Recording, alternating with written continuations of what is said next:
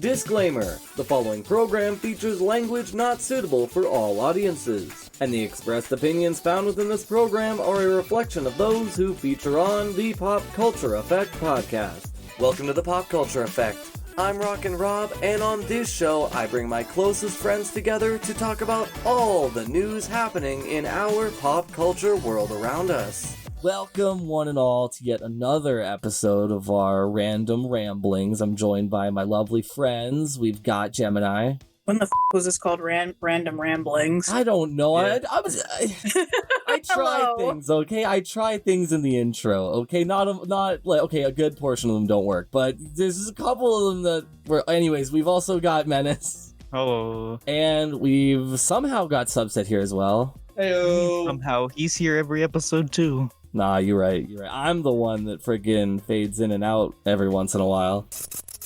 Now, this is a little bit unprecedented, as this is kind of a full topic addendum, somewhat. Now, to get into the meat of it, back on our 40th episode, I had discussed the anime Zenshu, along with the trailer for How the TV Glows, and when it comes to Zenshu, my initial opinions of the anime were somewhat misguided, as yes, this anime somewhat references and discusses the full scope of how the anime industry works. However, this is an isekai anime where the main character, Natsuko Hirose, gets transported into the fantasy world of her favorite movie after she realizes the creator of said movie had passed away, which is followed by Natsuko eating a bad bento box and also dying of food poisoning. Now, to get the elephant out of the way, the majority of what I was talking about on our 40th episode is kind of accurate. Now, to be more specific on this, we do get to see how animation is kind of created through the overall quote-unquote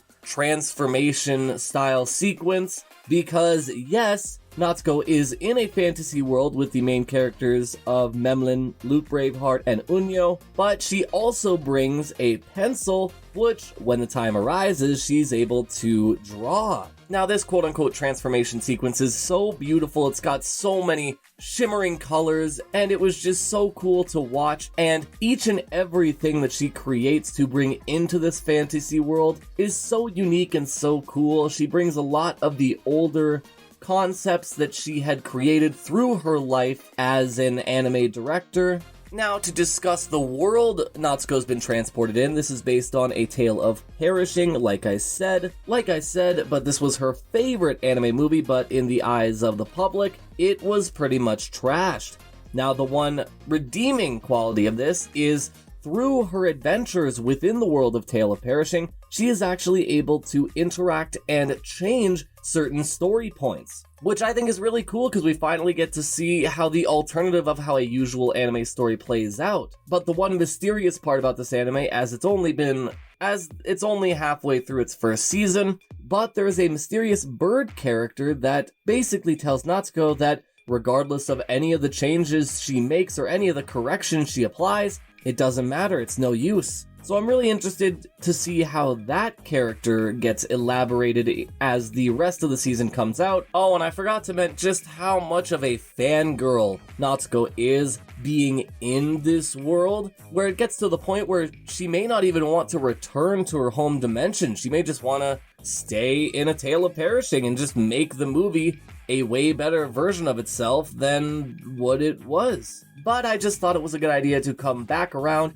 to discuss this anime because holy crap, this went from, oh, this will be an interesting anime that talks about the complexities of the anime industry, especially with the fact that all anime industries are kind of, not treating their animators the best. But to be honest, this was really refreshing. I love actually getting to see how Natsuko creates an animation to be put into the world, where she's got to draw each individual picture, she's got to do the flipbook-esque animation to see if it actually animates properly, and that was really cool because I have always been a fan of the Captain Underpants Fliporama sections. I know that's a little bit more of a simplistic version, but I don't know, it just stuck out to me. But yeah, that's pretty much everything I want to talk about for the first half of Zenshu. This is an absolute beauty of an anime. I definitely suggest you go check it out. But the one thing I will say that I got right was she definitely sees herself as the one carrying the load. Even in this isekai world, it takes her quite a while for her to actually accept the friends that she has made along the way and their efforts in trying to help her. Now that everything has been updated and you know the full story about this beauty of an anime Zenshu, I think it's time for me to send it back to me and my friends as we discuss Smite 2.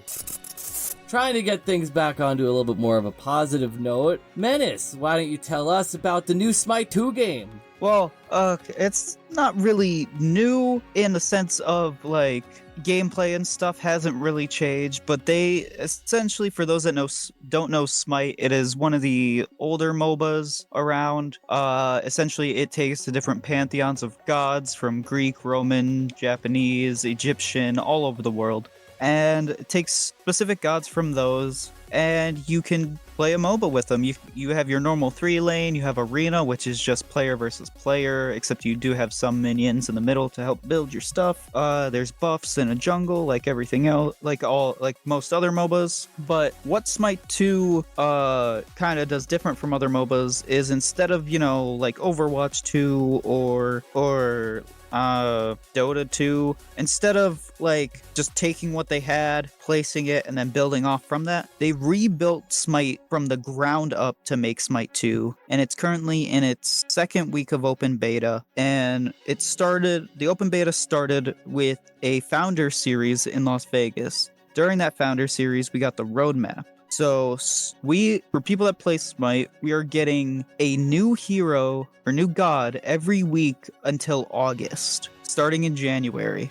which is insane for character releases. So we've already had 3 releases as of recording this episode. We had Capricorn, Vulcan, and Hunsbats. Vulcan and Hunsbats were 2 gods from Smite 1. I'm actually not sure about Capricorn. I actually stopped playing towards the end of Smite 1. But on February 10th, as of this recording, on February 10th, we are getting Rama. February 17th, we're getting Achilles. February 24th, we're getting Artemis. March 3rd, we're getting Awilix. And March 10th, we're getting Bari. The other ones aren't confirmed yet, but essentially each weekly reset, we are getting a new god, a new or returning. Other ones that have been confirmed are King Arthur, Scylla, Mercury, Apollo, and Sylvanas. Along with that, every week we are getting 2 skins from Smite 1 and a new skin for the gods that are coming. Like I said, right now we're in open beta 2. In the next update for the open beta, they're adding the Wandering Market, which is a new type of battle pass system, which has a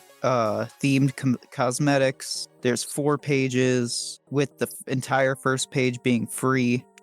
Some of the stuff to look out for that is a Lichborn Mordred, a hot stuff Poseidon, which is Poseidon as a hot sauce bottle, and Nova Hex Amaterasu, where you get a nice witch skin for Amaterasu, which is nice. There have been a bunch of new updates, even just to the beta as of recently. There were 4 new skins added that aren't just brought back from Smite 1. There are new. You can change the HUD colors for how you want. You can also, there's been more added contrast and colorblind correction for those of you that struggle with visual issues. You can now pick and ban stuff in custom lobbies. They added in a text chat, which is going to be terrible and fun at the same time. For PC players, there is a zoom in and out functionality while in the game, so you can zoom in and out.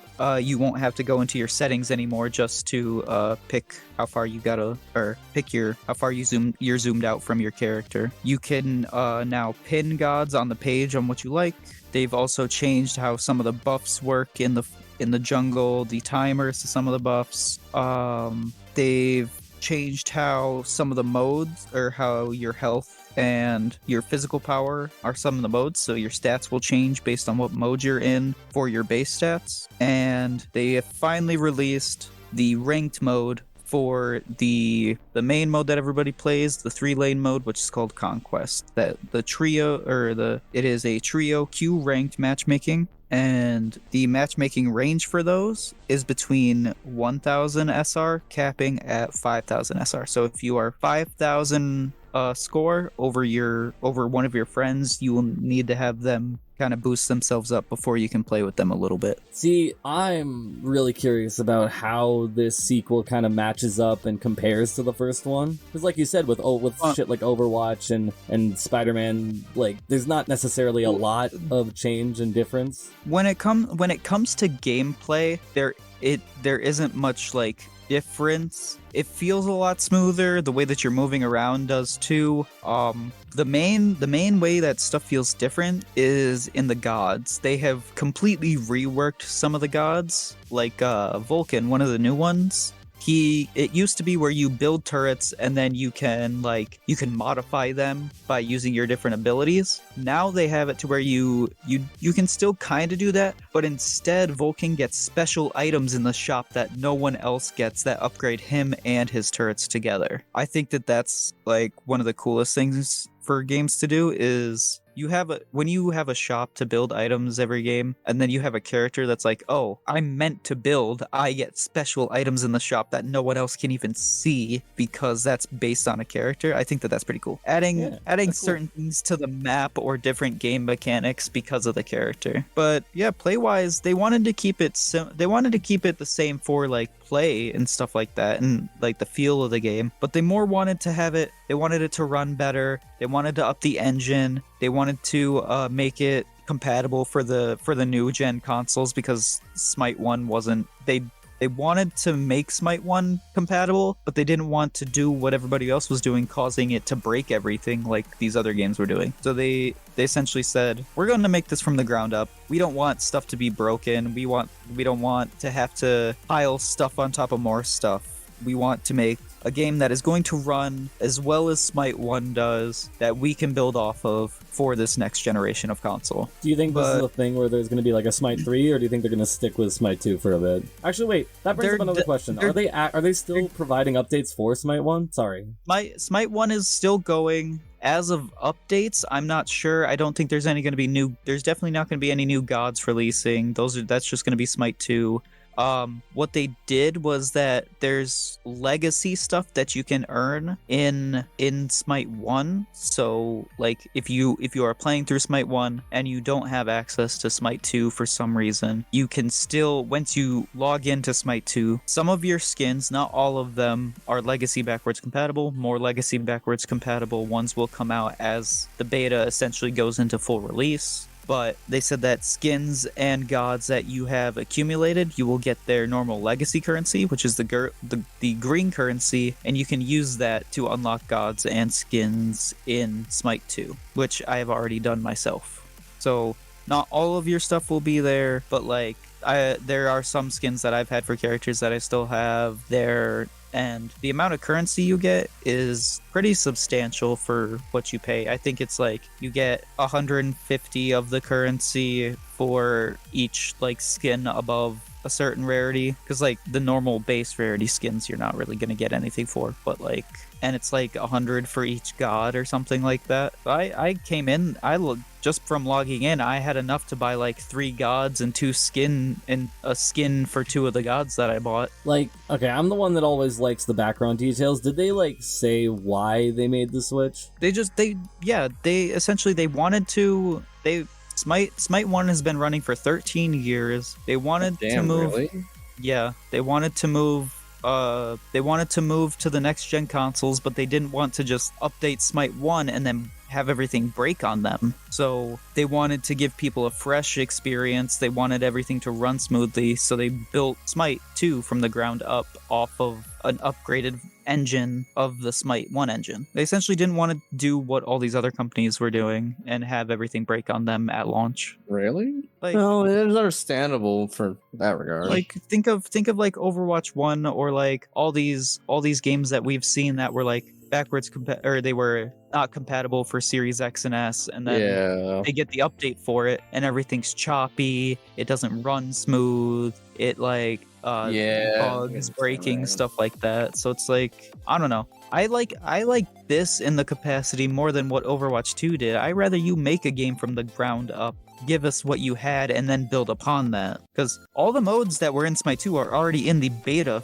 or all the modes that were in Smite 1 are in the beta for Smite 2. Like, not all the gods are there, but they already said that not all the gods from Smite 1 are going to be in Smite 2. But a lot of the fan favorites have already made it back, to be honest. I'm excited to see where this is going. I've actually been playing this more than I've had any interest in Smite 1 as of recently. Like, before Smite 2 came out, I had little to no interest in playing Smite 1, and since this has come out, I've had more and more interest to play a MOBA game than I have in years. Since freaking League of Legends? I played Smite a little bit after League because I still had my console, but yeah, essentially the last one I was in for the longest time was League. But I'm excited to see where it goes. I'm excited to see what other gods they come up with or which ones come out, because I guess not technically a god, but there's also myths and stuff from other legends, because one of the new characters in the game is Aladdin, and he's been really fun to play. Every attack or ability with him, you can essentially do a second attack with Genie. Robin and his Williams? ultimate is no, not that one. This is Damn it. actual like lore accurate Aladdin. Hey, Al! Sorry. But and his ultimate is you actually suck them into the lamp, and enemies and allies can what? join in the fight. So Wait a essentially, minute. midway through the match, you just have an entire team fight inside this lamp. You're telling then it me that you can...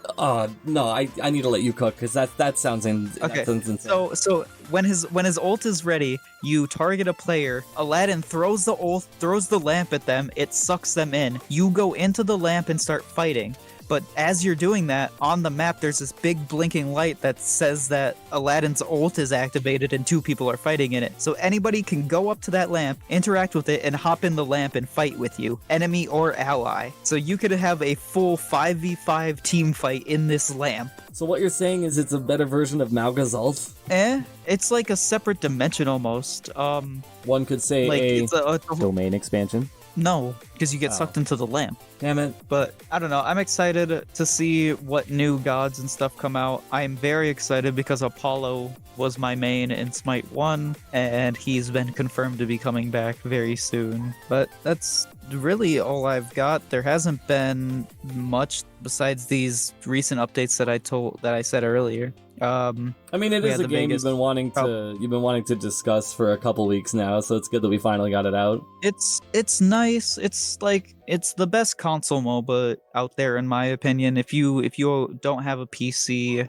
I mean, granted, you could probably run League of Legends on a potato with a monitor strapped to it, but Well, at this point, with how they've updated the game and everything that's required, I don't think so anymore. oh no. You used to. No, because now it also has an anti-cheat, so that's constantly running in the background. Oof. Oh, okay. Can't run it on my Windows 34 anymore. No, I can't Riot run it on Vanguard. my It's like iPod. it's its new like Oh, yeah, you anti-cheat can. system that's always running in the background. So, I was Oh, making okay. a or as we joke, but lovingly you're being call it, serious? malware. Yeah, Huh? League has a mobile game, Bobber. Yeah, Wild Rift.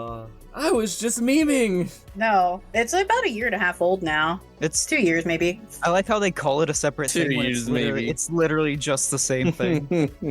I mean, the graphics are updated, and the character. I like how the models look a lot better. But yeah, it's basically the same thing. Not But basically, I don't it know. is. I don't know how much you've played, but Trin, you're kind of our other MOBA expert. here. I've stated once before, and I'll state it multiple times. My brain has the capacity to learn one MOBA, and tragically, that's League of Legends. But what do you mean? I have Susan's tried to here, learn Smite. Darius I is have- here. I have tried to learn Smite. I have tried to learn Heroes of the Storm. My brain takes a massive Well, shit, and can- I just can't understand, and I can't comprehend. Nobody understands Heroes of the Storm. That's Uh, stupid. I know people that do, but no, I can't. It's hard for me to get into them when I've already it's We'll hard say for me the- to unlearn what I know from League and try to reapply it to a different MOBA when they're completely different. They're MOBA, so they're similar, but they're very drastically different. The hardest thing macros for and me such. is that Was it macros? for instead of just going by the lanes like how people do top, mid, and bot for League, it's there's actual roles that are set for the lanes, and it's weird because solo lane, which is normally top lane for League players, where you'd be the solo character going up against one other character, is technically, and you're gonna hate this, Trin, is technically bot lane in Smite. Yeah, that's the few times I have played Smite. It throws me off, and I'm like, Yeah. So I'm like, you're I'll stick with this. having- I'll stick with Stink. Yeah, to where it's, I don't know. It took me. That was the biggest thing for me to get. Like, where does everyone go? Where are these buffs? Because I main jungle, which is weird. In League, I main top lane only. Practically, to where I'll just only do one thing, and then I main jungle in Smite, where I'm all over the place fighting everything. Both lanes suck. I don't know. But I am going to have to get in because the updates I was speaking about earlier, I actually haven't even played with. And there's a lot of jungle updates, which is a lot. It seems like nerfs to the jungle. Like there's higher respawn times. The buffs don't last as long. They don't give you as much, that kind of stuff. But I don't know. I'm excited for the gods. I'm excited to see what else they add. If they're going to add new items is kind of my big thing I'm looking for. I want to see a shop update.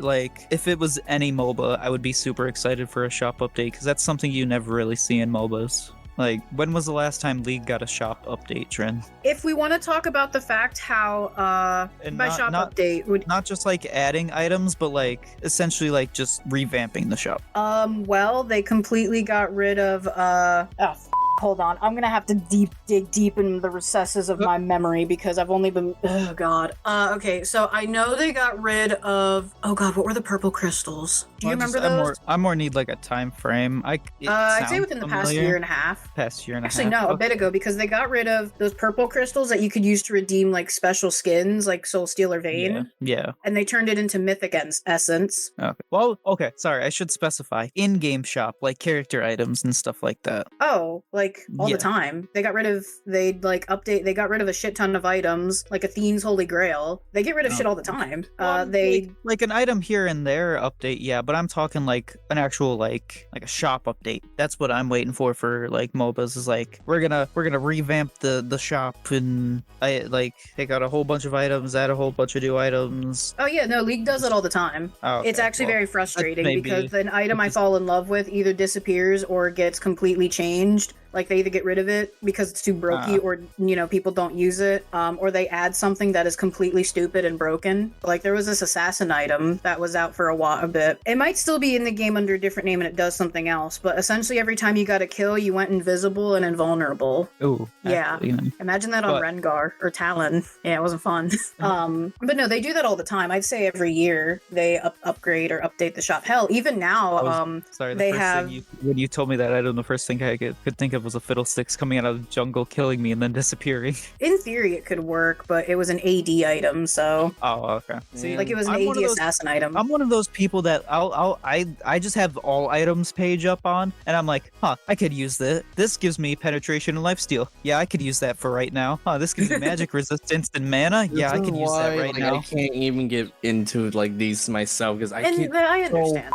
Lost, like, dude, if I want to play this character, I gotta run these things, and these things won't work on this character. That's what I found out is that you don't need to. What I found out is if you look at your character and you're like, if you just look at the character you like, it'll tell you scales with physical damage and magic damage. Okay, I need to grab things that give me physical damage. Well, the nice thing with League now is it actually it has recommended items now. Yeah. Oh, I should have brought that up too. Smite actually has starter kits. If you have auto buy on, you can pick different kits. It'll be like if you pick Athena, who's a tank / support character, it'll say, do you want to be a bruiser? Sacrifice survivability in the course of damage. Support, item support. Buy support items to help your team out. Ability support, use your abilities to draw an enemy fire. Yeah, I was gonna say League does something kind of similar. So what it does is it shows items that are usually either like your character either has to build or like will benefit them. And then as the game progresses, it kind of will say like, oh, well, this one counters. Say there's a Mundo. He's a champion he's a tank essentially. Also does a lot of damage, but that's because League is broken. But anyway, he's essentially a tank. So say you're a mage, it'll recommend this item that does percent health burn damage. So it'll say, hey, there's a Mundo on the team. Build this item to help counter against his health that he's building. So League also does that too. I like that kind of more than what Smite does, because Smite doesn't help you counter pick like that when it comes for items. You kind of got to be like, you kind of have to know the characters in which of like, oh, this character does this type of damage, this character does magic damage, so on and so forth, to figure out. Then again, there aren't as many armors as there are in League. There's 3 armors for physical damage there's like 3 armors and a few trinkets for physical damage, and then there's like the same amount for magic damage in Smite. But I feel like there's more items in League. The fewer items in Smite give you more of a substantial boost. Yeah, because like that's the thing. Yeah, with League there are a lot of items, which means in technicality there are like hundreds of builds you can do, and a lot of champions now have gotten some really wacky builds that are honestly so stupid.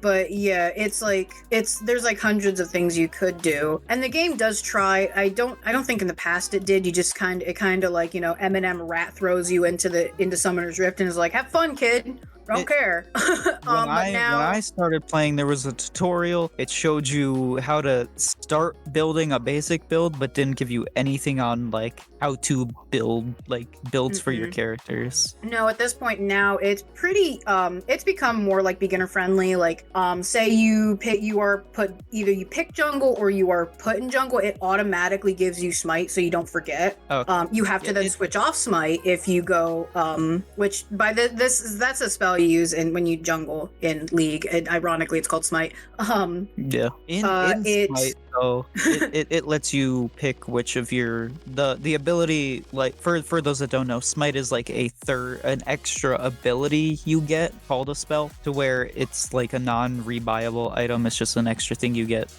The Smite has the same thing, except it's like you pick this for the rest of the game kind of thing. Well, that's how League is. Like that's what Smite is in League. Well, I thought you could sell. No, it's a summoner spell. No, it's a summoner spell. Yeah, it'll automatically give you that as one of your 2 summoner spells now. Runes, which are kind of like little buffs. Not buffs. They're like things that you assign to the champion you're playing, of like what they'll do. Sometimes they are like either they give you buffs throughout the game or increase your stats. Oh, actually. Beforehand, they kind of just gave you, which they still have them, like I think 4 to 5 pre-made pages. And then you can kind of, I think, build like 1 or 2 your own. But now they have, they'll give you 3 pre-mates that are most commonly built for this character you play. So say you're playing a tank, it'll give you the rune stats you'll need for this if you wish to play this character how it's normally played. Nice. You can still edit it if, say, you want to play it off meta or differently, which I do all the time for Jace, because I like playing tank Jace, and he's not a tank, but I think it's fun. My friend don't.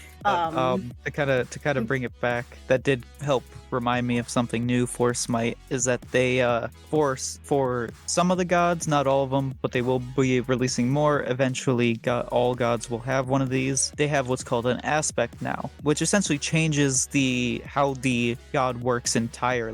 Like for Athena, I keep coming back to her because she's one of my mains. Her ultimate makes you and the ally you're targeting, it gives them a shield, gives them movement speed, and it makes them immune to CC, and it deals magical damage in an area when you land on them, because you'll teleport to them. You're essentially going to go in and take the aggro off them. Her aspect is called Aspect of War, to where instead of targeting allies, you target an enemy, and while you're casting your ult, teleporting to them, you continuously inflict damage on that enemy. But when you land on them, you no longer do damage. So it completely changes up the entirety of how her ult works. And like Thanatos, another one of my mains, his changes his passive to where when you kill something, you get heals because he's the god of death. his aspect is called the aspect of reaping. Instead of healing, you gain permanent max health. And when you reap souls, it heals, and when you use his ultimate ability, it heals him based on his max health. So I like these I think that this is a really cool thing to where, kind of like how you were saying, Trin, where like with the builds that instead of how League is doing it, they're doing it a separate way. Sorry, not builds, with the rune pages, where instead of a separate way, they're giving you the choice. Do you want to play this character the normal way, or do you want to use this aspect and completely change up how the god works? And okay, that's interesting. like some of them change up their actual abilities, some of them change up their passives, some of them change up just their basic attacks. It's insane. I don't know. I feel like with them waiting this long to come out with a sequel, they've looked at other MOBAs and they're like, okay, what have people done wrong? What have people done that has worked? And what can we do that will work in our game? And what can we do that's different to make ourselves stand out? I think that, I don't know. I've been excited about this mainly because it's not just a remake, a repolish, if you will, for a sequel. It's a little from the ground up, and they could essentially go anywhere with this. They could bring back old stuff. They can make completely new stuff, and That they could. I don't know. It excites me for the possibilities. But that's all I really got on this. We kind of rambled and got off topic. So When don't we? that is true. But That's kind of half the time that goes into the show. oh yeah. Now, before we wrap things up for this week, there's one other thing I'd like to discuss, and that's the fact that, unfortunately, Multiversus is shutting down. Now, this is really heartbreaking to hear, as Multiversus was one of my personal favorite Smash successors, and this just kinda puts into perspective how certain people can affect a game's development. Now, the game will still be running, however, you'll only be able to enjoy it offline, with no new big updates coming. Now, with those big updates, there's 2 more characters coming to the game, right at the end. Who are they? Are they Static Shock? Are they, I don't know, somebody really cares about, like Ben 10 or Green Lantern? Nope, it's Aquaman and Lola Bunny. 2 characters, part of the 2 most overutilized IPs within this game, and it just disappoints me. Now, one thing I do know about this is the developer behind this game and Player First Games. He's kind of the reason why this all happened, as he made choices and chose characters that lined up with film releases to garner the most amount of money, rather than the characters that would be the most creative when it comes to actually implementing them into this game. Now, to get into a little bit of a deep dive into it, there was actually some details released about characters that were pretty much already completed for the game. Now, this includes Freddy Krueger, Gumball, Wicked Witch, Aquaman, which we've seen, Dexter, Daffy, Ruby, King Kong, Scooby-Doo, Blue, Lapis Lazuli, Fiona, Starfire, Lex Luthor, and the other characters that were still pitched but not fully completed were Mad Max, Gandalf, Mordecai, Rigby, Johnny Bravo, Scorpion, and Uncle Grandpa. Now, just looking at that list, yeah, we don't see Ben 10 or Green Lantern, so my heart is immediately broken. But to see all these characters that are done, Dexter's Lab, we literally got Dexter's Lab as a stage, but we never got Dexter as a character because of somebody wanting to put the more popular and money-driven characters. You know, put out Black Adam on the movie release and give him a Dwayne The Rock skin. Put out Beetlejuice when the sequel is coming out. That'll garner some support for your game. It won't galvanize people into seeing that you're only trying to get the most profits out of your game. This is so sad because this game was so easy. You didn't even have to do anything. All you had to do was make cool characters that people wanted. But no, this is another example of greed superseding any other want to make a game for fans. It's really funny how a company called Player First Games can make a game that goes for the corporate character choices and not, oh, I don't know, the characters the players want to play as. But at this point, I'm just gonna keep ranting, so who knows what'll happen. I just know that this game would have went so much better if even just half of the characters they literally had done were put out. But no, we get Aquaman and Lola Bunny. Because why would you want to complete the roster with a character that matches a stage that's already in the game? Why would you want to do that? Why would you want to do that? That's so ridiculous. I'm gonna blow a gasket if I don't pass things on. So that's pretty much everything I have to talk about of the closing down of Multiversus after Season 5 with a disappointing couple of final characters. But now, I think it's time for me to send it back to me and my friends to end this week's episode. I mean, it's been a lovely time. I really hope my mic's not shit, because from what my friends told me, it might be shit. So we're gonna see in the recording. But yeah, it's been a lovely time to spend with all my friends. Thank you so much, Gemini. A pleasure as always. Thank you so much, Subset. Hey-yo! And thank you so much, Menace. Oh yeah, always fun. And we will all see you in the next one. Farewell. Bye. Bye-bye. Hey-yo! I did nothing.